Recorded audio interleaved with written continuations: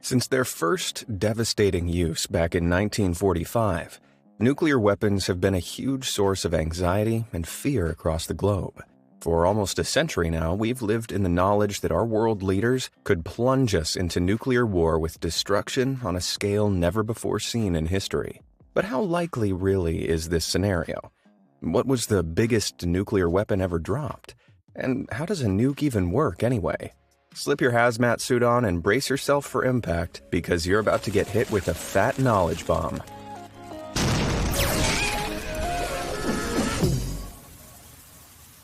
Let's start with a little history and ask the question, why were nuclear bombs ever developed in the first place?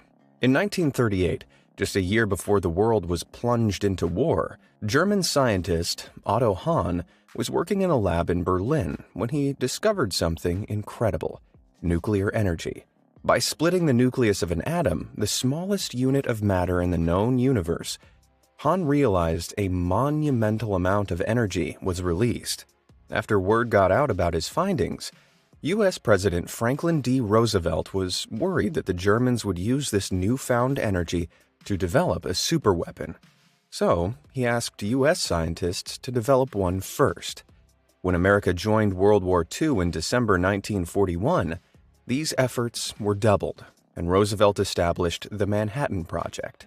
Based in Manhattan, New York, the project was a joint effort by the military and several hundred scientists to weaponize nuclear energy.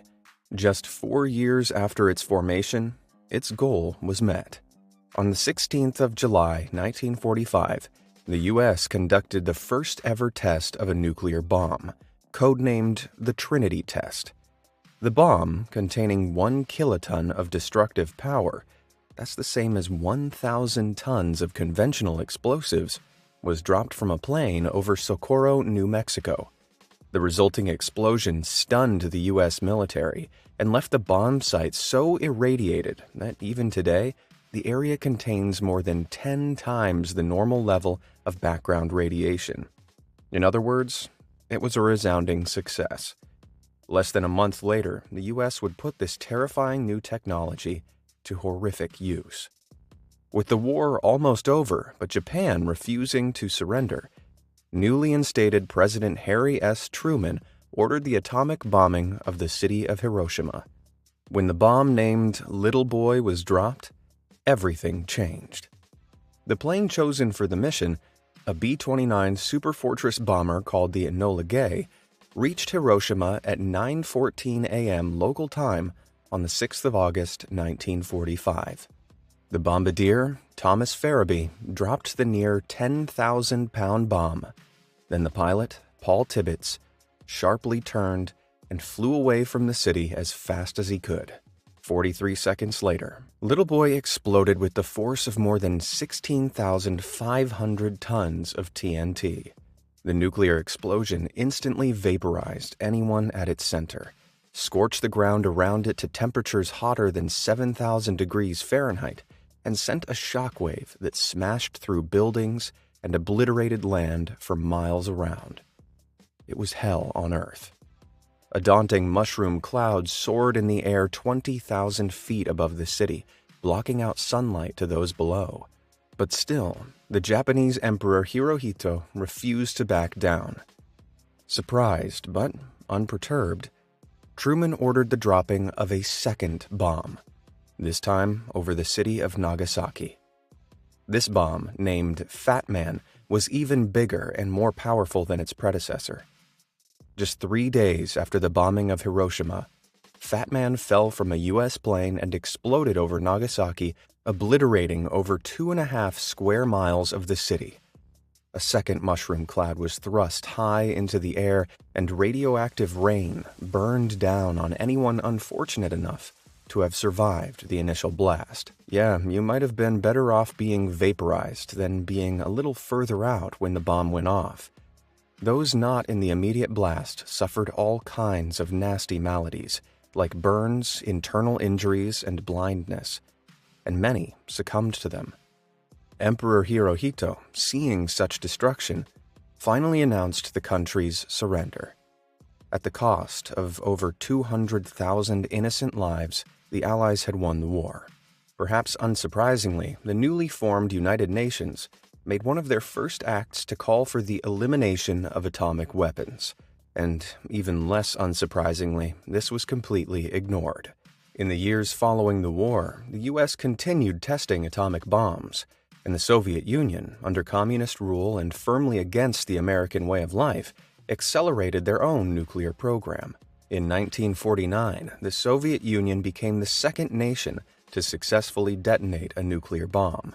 The Cold War had officially begun. Two nations with wildly conflicting belief systems, both harboring the most powerful weapons mankind had ever seen. What could possibly go wrong? You know where you can't go wrong, though, hitting those like and subscribe buttons down below. So you get amazing recommendations and content like this delivered to your homepage almost every single day. Anyway, back to blowing stuff up.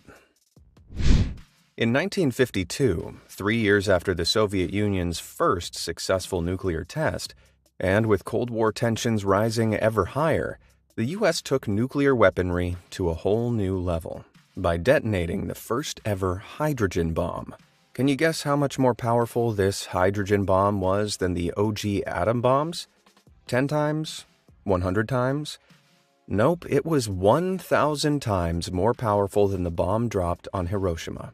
Or when obliterating an entire city just isn't enough. When the bomb exploded over a remote Pacific island, it did so with the monumental force of 10.4 megatons of TNT. That's over 10 million tons of the stuff. The colossal blast made a fireball at least 4 miles wide that, by expert estimates, shone brighter than 1,000 suns, and the heat was felt by observers standing as far as 30 miles away. But the Soviets were hot on the US's tail, and if you thought what you just saw was big, strap yourselves in because you've seen nothing yet. Let's put things into perspective for a moment. The bomb dropped on Hiroshima was 15 kilotons. The first hydrogen bomb was 10 megatons. But 9 years later, in 1961, the Soviets tested a hydrogen bomb that was an unbelievable 57 megatons. That's 3,800 times the power of the bomb that destroyed Hiroshima. The absolute behemoth of a weapon was called the Tsar Bomba, and measured in at 26 feet long as well as weighing 27 metric tons, about 6 times the weight of Little Boy, and over twice the length. The monstrous superweapon was so big that it didn't even fit inside a plane, and had to be carried underneath instead. You've got a feel for the poor pilot. He and his crew were only given a 50-50 chance of surviving the test. On October 30th, 1961, the plane carrying the bomb took off and flew towards the test site, an island in the Arctic Ocean named Novaya Zemlya. Once over the island, the crew released the payload and got the hell out of there as fast as they could. To give them more time, the enormous explosive had been fitted with a parachute to slow its descent. Even so, when it detonated, the blast was so powerful that its shockwave slammed into the plane, sending it plummeting over 3,000 feet. Пулевой столб, поднимающийся с земли, быстро увеличился в объеме. Через несколько секунд после взрыва. Luckily, the pilot recovered control, but the explosion annihilated everything within 22 miles and created a massive mushroom cloud over 37 miles high. The bomber's crew, still hurtling away as fast as they could, watched as the beautiful, terrifying plume pierced the sky where they'd been mere moments before. In reality, the test was nothing more than Soviet Premier Nikita Khrushchev flexing his military muscle to show the U.S. who was boss. But the bomb itself, while undoubtedly impressive, was impractical and wasn't as effective as dropping several smaller bombs. So no attempt by either side was ever made to make one bigger. Even today, the Tsar Bomba remains the biggest nuclear weapon ever created and used, though I came pretty close to topping it after last night's curry.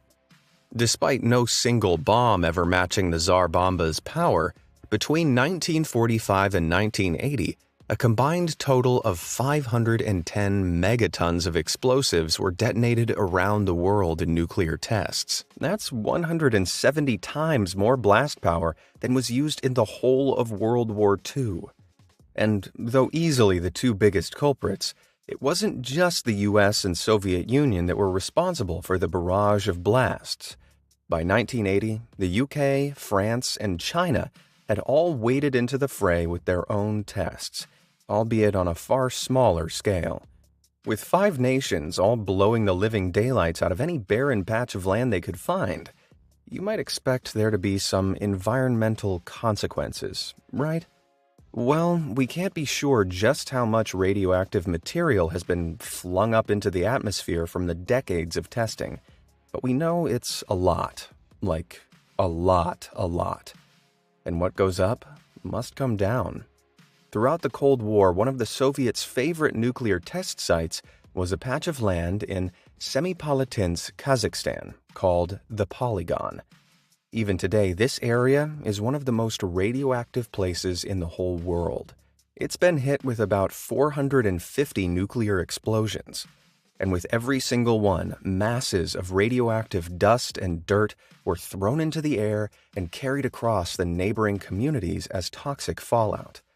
A test in 1956 resulted in over 600 residents of the city of Ust-Kamenogorsk being rushed to hospital with radiation sickness, and they were 250 miles away. Now, trust me, you don't want to get radiation sickness. If you're ever subjected to a strong dose of radiation, the symptoms can be severe and quick to set in.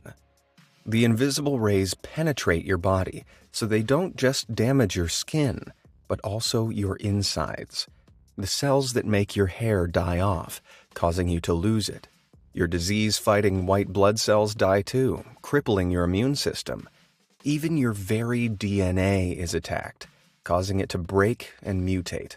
You'll feel sick, weak, and disoriented, even if you survive the initial dose of radiation. Years later, you're more likely to develop life-threatening illnesses like leukemia or cancer.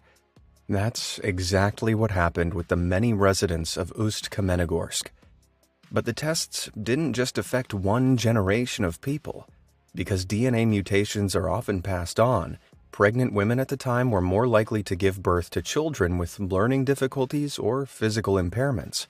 Overall, the tests in Semipalatinsk alone are estimated to have affected over 350,000 people across 3 generations. Jeez. But what actually is it that makes these monstrous weapons so preposterously powerful? How did we go from conventional bombs to colossal weapons of mass destruction in the space of just a few years? To find out, we need to return to our German scientist Otto Hahn back in 1938. You see, he didn't just discover nuclear energy. He discovered something called nuclear fission. And it's the entire reason that we're now capable of our own Armageddon. Okay, so here's the sitch. Everything in the universe is made of atoms. You, me, the chair you're sat on, even your grand's false teeth. They're so small you can't even see them with a microscope, but they're everywhere. Inside every atom is a nucleus containing a load of protons, which are positively charged, and neutrons, which have no charge.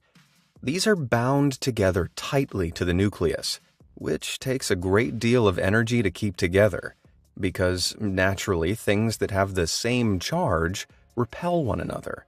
Think about magnets. If you try to push 2 magnets together positive to positive, there's resistance.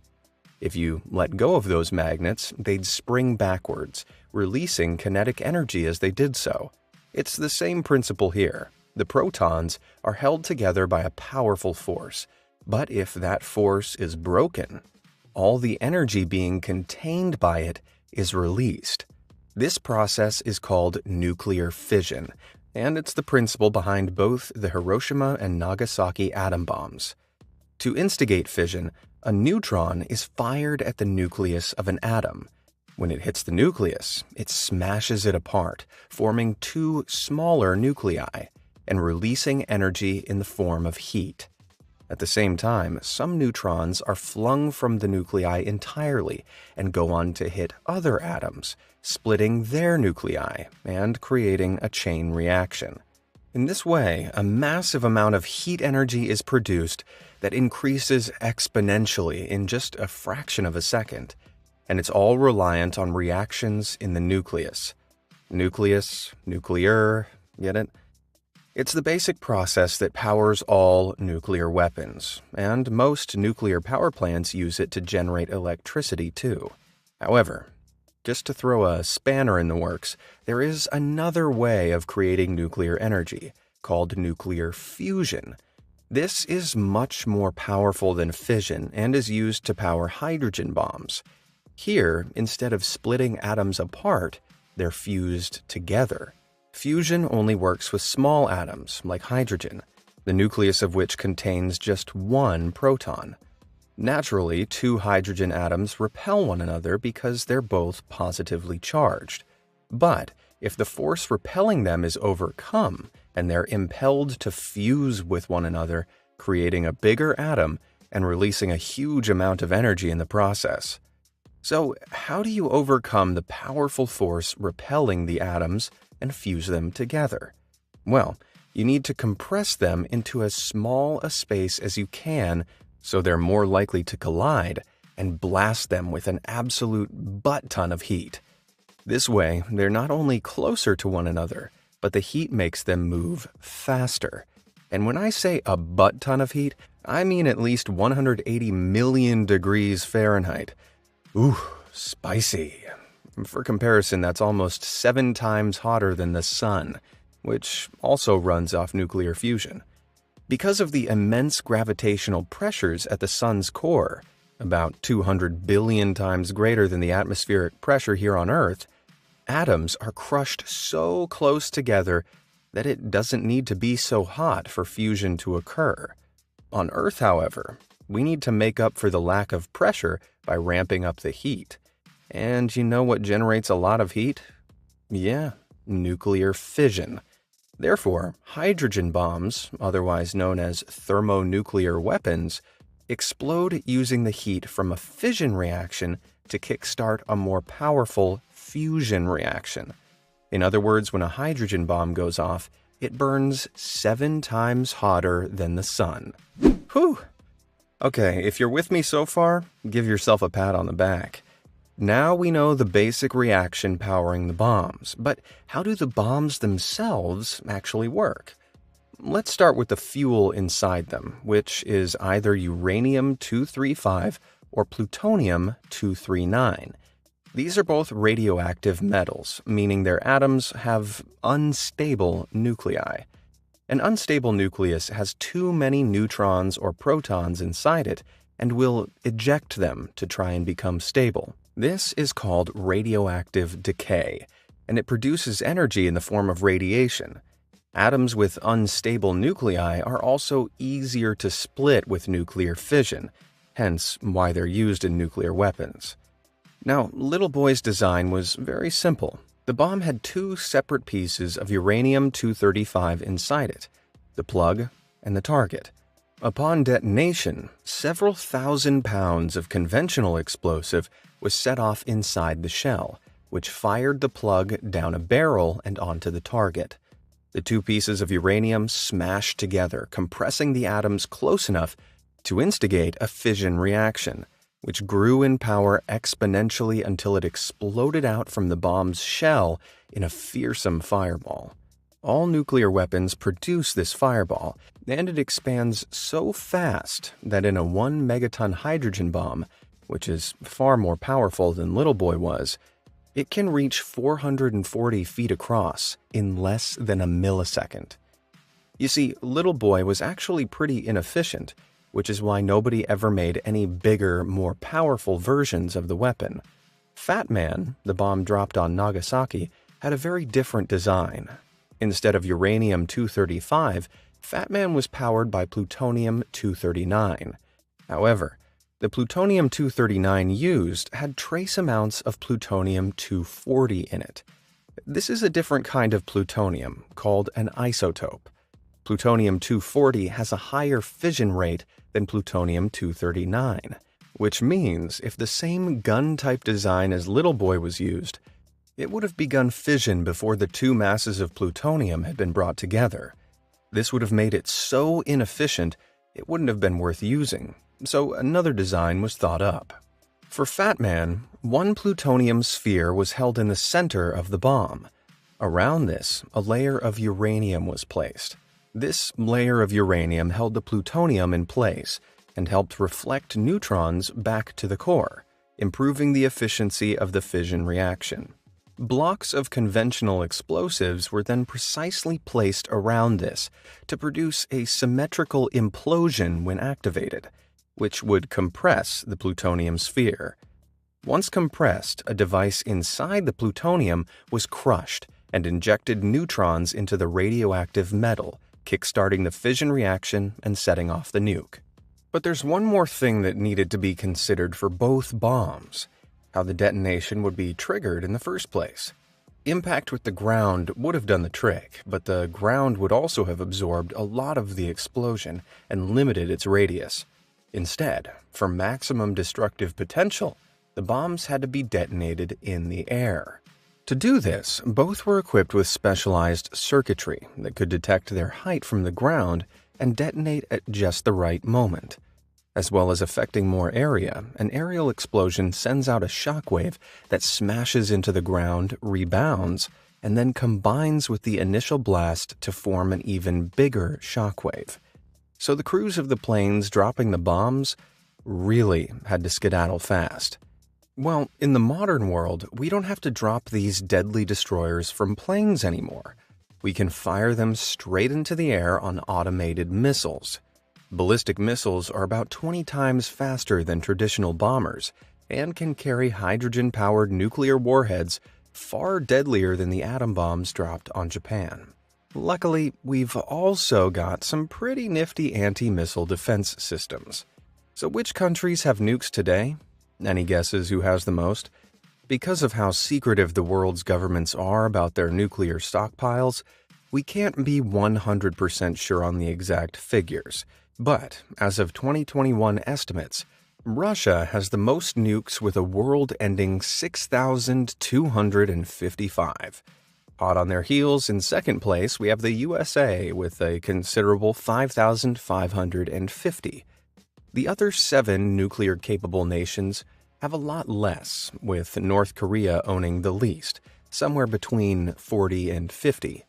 And though 40 nukes doesn't sound like much compared to over 6,000, that's still enough firepower to completely wipe New York City off the map, and then some. Which makes me wonder, what would it be like if the unthinkable happened and the world really did descend into full-blown nuclear warfare? As a global community, we're currently sat on over 13,000 nuclear warheads. However, this number is a little misleading. Due to disarmament efforts, only 3,000 to 4,000 are actually active, and the rest are decommissioned. This is relatively low compared with 1986, when the total number of active warheads hit a whopping world high of 70,300. Of course, 4,000 nuclear missiles could still do a pretty hefty amount of damage. If even a tenth of them found their target, the loss of human life would be catastrophic. And not just from the explosions and radiation, from huge firestorms too. Yeah, as if nuclear weapons weren't bad enough.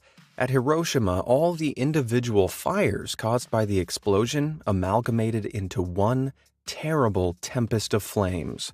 Hot air rose and created burning hurricane-strength wind that turned inward towards the fire and fanned it. This made it rage even harder, destroying everything in its path for almost 4.5 square miles before eventually dying out. One apocalyptic theory, called nuclear winter, claims that if enough bombs went off, thousands of these furious firestorms would burn their way across the globe, kicking up hundreds of millions of tons of smoke and ash as they did so. This would form a thick belt of particles encircling the northern atmosphere, plunging our world into darkness. Lack of sunlight would cause dramatic falls in temperatures and destroy much of Earth's vegetation and animal life. With crops failing, animals dying, and cities and infrastructure destroyed, surviving humans would be left in a cold, irradiated wasteland, and the dark clouds could remain for a whole decade. In other words, it wouldn't be very fun. Hold on though. Before you go and spend your life savings on a fallout shelter and 1,000 tins of beans, you should know that we're probably not heading toward Armageddon anytime soon. Mankind has possessed the power to destroy itself since the end of World War II. Despite this, no nuclear weapon has ever been used outside of a test since 1945. Why? Well, nuclear warfare doesn't benefit anyone. If one country launches a nuclear attack on another, the defending country is likely to launch a counter-nuclear attack in response, and both parties would be sent to their doom. We call this mutually assured destruction, and it's not ideal. This worked pretty well during the Cold War, but today it's a bit more complex, with countries around the world developing blisteringly fast hypersonic missiles. Conventional defense systems just won't cut it anymore. Not only do hypersonic missiles fly faster than a mile a second, they're also more maneuverable than their ballistic counterparts, making them supremely tough to defend against. Even so, mutually assured destruction still applies. The US, Russia, and China are all developing the technology alongside a number of other countries. Because of this, ironically, an attack is far less likely than if just one country had the power. Okay, I know that's not the most comforting thing to hear, but hey, weapons of mass destruction aren't very comforting. I guess that's why you never see any cuddly nuke toys in kids' stores. Anyway, the modern world is much more focused on using nuclear energy for constructive uses than the destructive. In fact, about 10% of the world's electricity is now nuclear. And that's a good thing. It doesn't pollute the atmosphere, and it's about 10 million times more efficient than burning fossil fuels. Nuclear research has also helped doctors in the fight against cancer, allowing them to predict the amount of radiation needed to kill tumors without damaging healthy cells. We even use radiation to kill harmful bacteria on our food. So it's not all doom and gloom, and thanks to nuclear technology, we're actually taking some steps towards creating a better world. Let's just hope we don't blow that world into smithereens before we get there, right? So, what do you think of all this? Would we be better off if we'd never discovered nuclear energy? Or has the threat of nuclear weaponry actually prevented another global-scale conflict? Let me know down in the comments below, and thanks for watching.